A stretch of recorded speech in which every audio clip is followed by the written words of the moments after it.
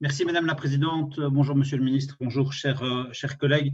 Alors, comme Monsieur Demac vient de le rappeler, lors de la précédente séance de questions, Monsieur le Ministre, vous aviez indiqué devant cette commission que l'annexion d'une part de la Cisjordanie, et je vous cite là, compromettrait la relance des négociations de paix et attenterait aux droits des Palestiniens, aspect important de notre action sur le plan multilatéral. Nous travaillons avec d'autres États européens pour encourager le débat au sein du Conseil de l'Union européenne et réfléchir aux moyens de dissuader le nouveau gouvernement israélien de prendre de telles mesures.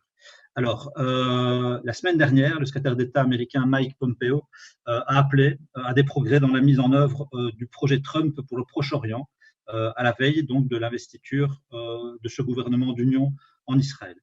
Depuis, pourriez-vous m'indiquer comment ont évolué les débats à ce sujet au niveau de la diplomatie belge et de l'Union européenne? Le journal Le Soir indiquait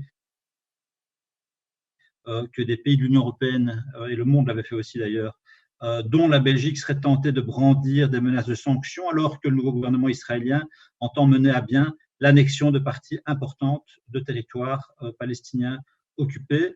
Il y aurait des dissensions importantes au sein de l'Union européenne entre les pays membres. Pourriez-vous dès lors m'en dire plus quant à vos intentions sur le sujet? Je vous remercie. Oui, merci Madame la Présidente.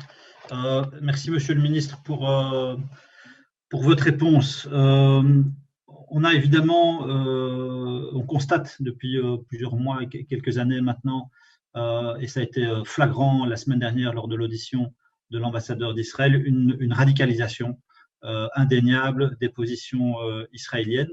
C'est une radicalisation qui est inquiétante. Les termes qui ont été utilisés ou les expressions utilisées, pour ne pas employer le terme annexion, sont tout à fait révélatrices de l'état d'esprit du gouvernement israélien. Donc, il parle de implémentation de souveraineté plutôt que d'annexion.